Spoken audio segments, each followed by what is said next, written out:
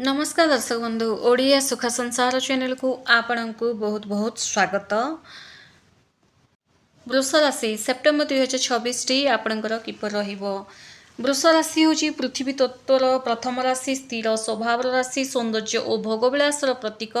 वृष राशि व्यक्ति विशेष मान 2026 सेप्टेम्बर मासटी कैरियर, शिक्षा, स्वास्थ्य एवं कौन प्रतिकार करने आवश्यक सब क्षेत्र किपर रहिबो। ज्योतिष शास्त्र अनुसार एवं चंद्रगणन अनुसार सेप्टेम्बर 2026 टी ग्रह मानकर महापरिवर्तनर मास। एही मासरे सूर्य, बुध, शुक्र एवं मंगलंकर परी प्रमुख ग्रह माने निज राशि और भाव परिवर्तन करिवे। आपणकर 12टी भाव घर मध्यरु केउं केउं घरे ग्रह मानकर केउं ग्रह विराजमान करुछंती सेमानकर क्षेत्राधिपति बा भावाधिपति किए, आपणकर कैरियर, आर्थिक स्थिति, व्यवसाय, प्रेम, सांसारिक जीवन, शिक्षा और स्वास्थ्य उपरे एही ग्रह मानकर स्थिति किपरि प्रभाव पकेबे से विषय में आपन सह गोटे गोटे आलोचना करी। वृष राशि जो मैंने भी आम ओडिया सुख संसार चैनल को नुआ कर चैनल को सब्सक्राइब करंतु। वीडियो जदि आपको पसंद आसते गोटे लाइक निश्चय कर दिंतु। वृष राशि जदि आपण नामर प्रथम अक्षर जदि इ उ ए ओ बा बी बु बे बो रु आरंभ होइछि तेबे एही वीडियो आपण केते जन मते नामर प्रथम अक्षर जानि पारंती नाही। तेणु जदि आपणकर जो जो कहली लेटर्स गुड़ाक से जदि आपणकर नाम बाहरुछि ताहले निश्चय आपण वृष राशि अटंती। यही वीडियो आदौ भी स्किप न करी शेष पर्यंत देखंतु, कारण यही वीडियो आपण ही कहुछि। ग्रह गोचर अनुसार वृष राशि अधिपति होचंती शुक्र। एही मासरे आपणकर लग्न बा राशि अधिपति शुक्रदेव निज स्वराशि एवं उच्च स्थान रे प्रभाव दे शुभ स्थिति रहिबे, जहाँ आपणकर आकर्षण एवं स्वास्थ्य को सकारात्मक रखिबे। द्वितीय घर होची धन कुटुंबर घर। मिथुन राशि रहिचंती अधिपति बुध। एही घर अधिपति बुध पंचम भाव रे सूर्यंक सह गोचर करुछंती, जहा द्वारा आपणकर बाणी रे मधुर्य आसीबो एवं धन आगमन शुभ पंथा खोलिब। आपणकर तृतीय घर जोड़े कि चंद्रंकर घर कहुए। मास सारा चंद्रंकर द्रुत चलन हेतु आपणकर धैर्य, साहस और सोशल नेटवर्किंग रे निरंतर परिवर्तन देखा पाइबे जदि आप सोशल मीडिया रे अछंती। चतुर्थ घर अधिपति होचंती सूर्यदेव। सूर्यदेव निजर स्वराशि चतुर्थ भाव रे विराजमान करी आपण को भौतिक सुख एवं संपत्तिर लाभ प्रदान करछंती। पंचम घरे बुध।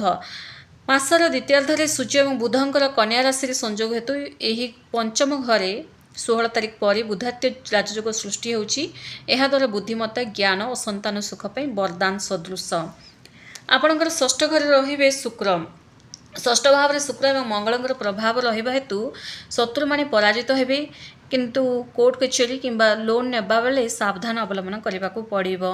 सप्तमेश मंगलंकर गोचर हेतु दाम्पत्य जीवन में आवेग प्रेम वृद्धि पाइब, मात्र व्यावसायिक साझेदारी स्पष्टता रखा आवश्यक। अष्टम भाव में कौन नकारात्मक ग्रहर स्थायी प्रभाव नथिबारु बड़ धरणर दुर्घटना रक्षा मिल आपको यही मास गुप्त धन और गवेषणा सफलता मिल। नवम शनिदेव स्वराशि वक्र शुभ दृष्टि सहयोग को भाग्यस्थान को मजबूत कर भाग्यर पूर्ण सहयोग आपण को समस्त विलंबित कार्य सफलता देवे। ये दशम घरे शनिंकर शक्तिशाली स्थिति आपणकर कार्यक्षेत्र स्थायित्व कठिन परिश्रम फल एवं नूतन दायित्व आनीदेव। एकादश भाव राहुंकर गोचर रही गुरुंकर शुभ दृष्टि तो अप्रत्याशित आर्थिक लाभ एवं विदेशी सूत्र आयर नुआ पंथा खोलने को जाउछि। द्वादश भाव में केतुंगर प्रभाव हेतु आध्यात्मिक चिंतन वृद्धि पाइब, मात्र अनावश्यक खर्च एवं हॉस्पिटल चक्कर बचापी आपण को सावधान रहा पड़ो। तो आसतु जाना गोटे गोटे कर आपंकर कैरियर विषय। सेप्टेम्बर 2026 टी वृष राशि व्यक्ति विशेष मान कैरियर अत्यंत गुरुत्वपूर्ण एवं सफलतापूर्ण प्रमाणित होगा जाऊँगी। आपणकर कर्म भाव अधिपति शनिदेव शुभ स्थिति रही कार्यक्षेत्र में आपणकर दक्षता, कठिन परिश्रम एवं निष्ठा सार्वजन आदृत हेब। जो मैंने सरकारी क्षेत्र अच्छा बेसरकारी क्षेत्र अच्छा कार्यरत से मासटी 15 दिन अत्यंत प्रभावशाली आपण देथिबा नूतन आइडिया किंबा आपण संभाली कौन बड़ प्रोजेक्ट सफल हेब, जहाद्वारा कंपनी वरिष्ठ अधिकारी मैंने आपंकर बॉस आपण प्रसन्न हेबे। प्रमोशन जोग रही, सैलरी इनक्रिज हम ଏବଂ ଦୀର୍ଘ ଦିନରୁ ଅପେକ୍ଷା କରିଥିବା ବ୍ୟକ୍ତିମାନଙ୍କୁ ଏହି ମାସରେ କିଛି ଶୁଭ ଖବର ମଧ୍ୟ ଶୁଣିବାକୁ ପାଇପାରିବେ। ସରକାରୀ ଚାକିରି କରୁଥିବା ବ୍ୟକ୍ତିବିଶେଷମାନଙ୍କ ପାଇଁ ଚତୁର୍ଥ ଭାବାଧିପତି ସୂର୍ଯ୍ୟଙ୍କର ଗୋଚର ହେତୁ ପଦବୀ ଓ ପ୍ରତିଷ୍ଠା ବୃଦ୍ଧି ପାଇବ। ସରକାରୀ ସେବାରେ ଥିବା ଲୋକଙ୍କର ନିଜ ପସନ୍ଦର ସ୍ଥାନକୁ ବଦଳି ହେବାର ଯୋଗ ରହିଛି। ଯେଉଁମାନେ ନୂତନ ଚାକିରି ଖୋଜୁଛନ୍ତି କିମ୍ବା ଚାକିରିରେ ପରିବର୍ତ୍ତନ କରିବାକୁ ଚାହୁଁଛନ୍ତି ସେମାନଙ୍କ ପାଇଁ ମାସର 15 ତାରିଖ ପରେ ଅତ୍ୟନ୍ତ ଅନୁକୂଳ ରହିବ। ସାକ୍ଷାତକାର ବା ଇଣ୍ଟରଭ୍ୟୁରେ ଆପଣଙ୍କୁ ସଫଳତା ମିଳିବ। 15 ତାରିଖ ପରେ ଆପଣ ଯଦି କୌଣସି ଇଣ୍ଟରଭ୍ୟୁକୁ ଯାଉଛନ୍ତି ତ ସେଥିରେ ଆପଣଙ୍କୁ ନିଶ୍ଚୟ ସକ୍ସେସ୍ ମିଳିବ ଫ୍ରେଣ୍ଡସ୍। ଦଶମ ଏବଂ ଷଷ୍ଠ ଭାବରେ ପ୍ରଭାବ ହେତୁ କାର୍ଯ୍ୟକ୍ଷେତ୍ରରେ କିଛି ସହକର୍ମୀ ଆପଣଙ୍କର ସଫଳତାରେ ଈର୍ଷାପଣ ହୋଇ ଗୁପ୍ତ ଶତ୍ରୁତା କରିବାକୁ ଚେଷ୍ଟା କରିବେ। ତେଣୁ କାର୍ଯ୍ୟାଳୟର ରାଜନୀତିକୁ ନିଜର ସମ୍ପୂର୍ଣ୍ଣ ଦୂରେଇ ରୁହନ୍ତୁ, କାରଣ ଯେଉଁମାନେ ପଲିଟିକ୍ସ କରୁଛନ୍ତି ସେମାନଙ୍କଠାରୁ ଦୂରେଇ ରହିବା ଆବଶ୍ୟକ। କୌଣସି ବାଦ ବିବାଦରେ ନ ପଡ଼ି କେବଳ ନିଜ କାର୍ଯ୍ୟ ଉପରେ ଧ୍ୟାନ ଦେବା ଆବଶ୍ୟକ। ବିଜନେସ୍ ବିଷୟରେ କହିବାକୁ ଗଲେ ସେପ୍ଟେମ୍ବର ମାସଟି ଆର୍ଥିକ ଦୃଷ୍ଟିକୋଣରୁ ଏକ ବୁଷ୍ଟର ମାସ ମଧ୍ୟ ସାବ୍ୟସ୍ତ ହେବ। ବଢ଼ିଆ ରହିଛି, କାରଣ ଲାଭ ଘରରେ ରାହୁଙ୍କର ସ୍ଥିତି ଏବଂ ଦ୍ୱିତୀୟ ବୁଧଙ୍କର ପଞ୍ଚମ ଭାବରେ ସ୍ଥିତି ହେତୁ ଆପଣଙ୍କୁ ଆର୍ଥିକ ଲାଭ ବହୁତ ମିଳିବ।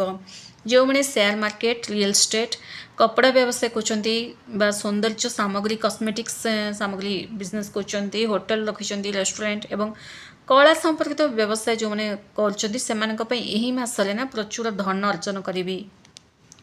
ନୂତନ କାରବାର ବା ନୂଆ ଆଉଟଲେଟ୍ ଖୋଲିବା ପାଇଁ ଏହି ମାସଟି ଅତ୍ୟନ୍ତ ଶୁଭଦାୟକ ରହିଛି। ଯଦି ଆପଣ ବ୍ୟବସାୟର ପ୍ରସାର ପାଇଁ ବ୍ୟାଙ୍କରୁ ଲୋନ୍ ଆବେଦନ କରିଛନ୍ତି ତେବେ ତାହା ସହଜରେ ଆପଣଙ୍କର ଆକ୍ସେପ୍ଟ କରାଯିବ।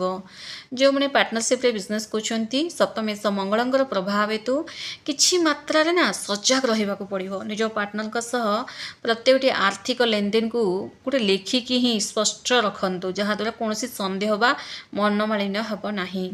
ଯେଉଁମାନେ ଫାଇନାନ୍ସିଆଲ ଇନଭେଷ୍ଟମେଣ୍ଟ କରୁଛନ୍ତି ତ ଫାଇନାନ୍ସିଆଲ ଇନଭେଷ୍ଟମେଣ୍ଟ ଦୃଷ୍ଟିରୁ ଏହି ମାସଟି ବେଷ୍ଟ ରହିଛି। ପୁରୁଣା ଅଟକି ରହିଥିବା ଟଙ୍କା ଫେରସ୍ତ ମିଳିବ। ଆପଣଙ୍କର ସଞ୍ଚୟ ବୃଦ୍ଧି ପାଇବ। ତଥାପି ଦ୍ୱାଦଶ ଭାବରେ କେତୁଙ୍କର ପ୍ରଭାବ ହେଇଛି, ତ ଅତ୍ୟଧିକ କାର୍ଯ୍ୟ, ପୂଜାପାଠ କିମ୍ବା କୌଣସି ଅନାବଶ୍ୟକ ଭୌତିକ ଜିନିଷ କିଣିବାରେ ଅଧିକ ଅର୍ଥ ବ୍ୟୟ ହୋଇପାରେ। ତେଣୁ ଆୟ ଓ ବ୍ୟୟ ମଧ୍ୟରେ ସନ୍ତୁଳନ ରକ୍ଷା କରନ୍ତୁ। ଆସନ୍ତୁ ବର୍ତ୍ତମାନ ଆମେ ଜାଣିବା ଶିକ୍ଷା ବିଷୟରେ। ବୃଷ ରାଶିର ଛାତ୍ରଛାତ୍ରୀମାନଙ୍କ ପାଇଁ ସେପ୍ଟେମ୍ବର ମାସଟି ଶିକ୍ଷା କ୍ଷେତ୍ରରେ ଏକ ସୁବର୍ଣ୍ଣ ଯୁଗ ସଦୃଶ। ଆପଣଙ୍କର ପଞ୍ଚମ ଭାବ ଶିକ୍ଷା ଓ ବୁଦ୍ଧିର ଘର କୁହାଯାଏ। ସେଥିରେ ଅଧିପତି ଗ୍ରହ ବୁଧ ନିଜର ଉଚ୍ଚ ରାଶି କନ୍ୟାରେ ସୂର୍ଯ୍ୟଙ୍କ ସହ ମିଶି ବୁଧାତ୍ୟ ରାଜଯୋଗ ସୃଷ୍ଟି କରୁଛନ୍ତି।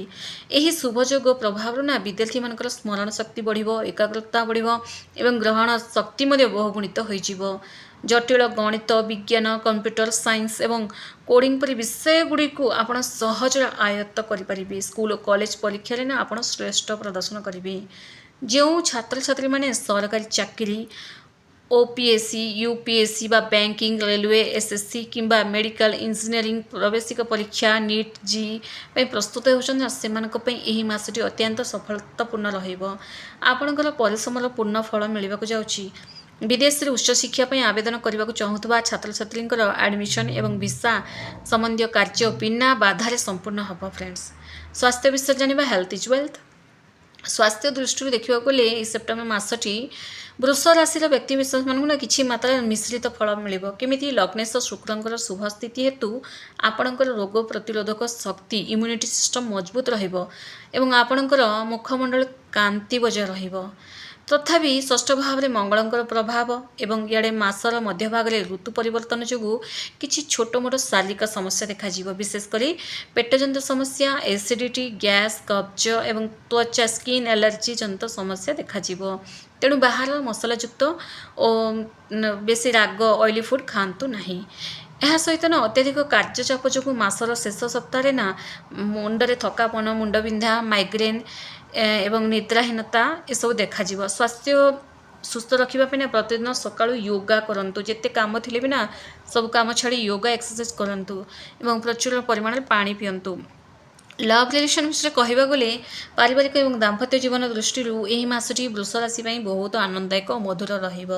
ଚତୁର୍ଥ ଭାବରେ ଅଧିପତି ସୂର୍ଯ୍ୟ ନିଜ ଘରେ ରହିଥିବାରୁ ପରିବାରରେ ସୁଖ, ଶାନ୍ତି ଓ ସମୃଦ୍ଧି ବଜାୟ ରହିବ। ମାତା ପିତାଙ୍କର ସ୍ୱାସ୍ଥ୍ୟ ଭଲ ରହିବ ଏବଂ ସେମାନଙ୍କର ଆଶୀର୍ବାଦ ଆପଣଙ୍କୁ ସମସ୍ତ କାର୍ଯ୍ୟରେ ସଫଳତା ଦେବ। ପରିବାର ସହ କୌଣସି ଧାର୍ମିକ କାର୍ଯ୍ୟକ୍ରମ କିମ୍ବା ଦୂର ସ୍ଥାନକୁ ଭ୍ରମଣରେ ଯୋଜନା ହୋଇପାରେ। दाम्पत्य जीवन ना सप्तमेश्वर मंगलंकर प्रभाव हेतु स्वामी स्त्री मध्य अगाध प्रेम एवं सहयोग वृद्धि पाइब। परस्पर को बुझे आपण मैंने सफल हे। जदि पूर्व कौन मनमालिन्य थिला कि सन्देह रही तेज यही मसरे ता संपूर्ण दूर हो। जो मैंने संतान सुखपाई आशा रखी दंपति को संतान प्राप्तिर शुभ खबर मिल। प्रेम संपर्क थिबा प्रेमी जुगल यही मासटी प्रेमपूर्ण भरी रहिब। पंचम भाव में बुधात्य जोग हेतु आपण निज प्रेमी को निज मनर कथा कहिबे। जो मैंने निज प्रेम संपर्क को विवाह रूप देवाक चाहूँगी से माने निज परिवार सम्मति हासिल कर सफल हेबे। जो मैंने एकाकी सिंगल अच्छा ना से जीवन में कौन नुआ साथी आगमन हम तो कौन करवा उचित यही मसरे देखो। वृष राशि ना शुभ एवं भाग्यवान करने को हेले किछि रंग यूज करबा हबो। आपण पई शुभ रंग रहिबो धला गोलापी एवं हल्का नील। शुभ संख्या एही मास रहिबो 6 9 2। शुभ दिन आपण पई रहिबो शुक्रवार बुधवार एवं शनिवार। एही मासटी को ना 100% शुभ करबा पई समृद्धिशाली एवं बाधा मुक्त करबा पई ना किछि उपाय आपको निहाती आवश्यक। प्रति शुक्रवार दिन माँ लक्ष्मी आगे घी दीपटे जाली क्षीरी भोग धड़ा मिठा भोग लगातु। यह द्वारा राशि अधिपति शुक्र बलवान हो धन वृद्धि कराइबे। गोमाता सेवा करंतु। प्रतिदिन जदि हो पारनी ताले शुक्रवार दिन सबुज घास खाइबाकू दियंतु। गोमाता को सबुज घास पालंग शाग किंबा रुटी रे गुड़ दे खाइबाकू दियंतु। यह द्वारा समस्त पापग्रह कुप्रभाव गुड़ाक कटिबाकू लागिबो। शुक्रदेवंकर मंत्र प्रतिदिन सकाळे स्नान पर ओम श्राम श्रीम श्रोम स शुक्राय नमः बा ओम सुं शुक्राय नमः यह मंत्र को 108 लाख जप करेंगे। गणेश और सूर्यंकर पूजा अर्चना करंतु। पंचम भाव में शुभत्व पर प्रतिदिन सूर्यदेव को तंबा पात्र जल अर्घ्य दिंतु एवं भगवान गणेश को दुब घास चढ़ातु। यही वीडियो जब आपको पसंद आसता है फ्रेंड्स गोटे लाइक पूरा कर दिंतु। फ्रेंड्स गोटे लाइक आपण विषय ही कही तेणु निश्चय गोटे लाइक कर दिंतु। धन्यवाद।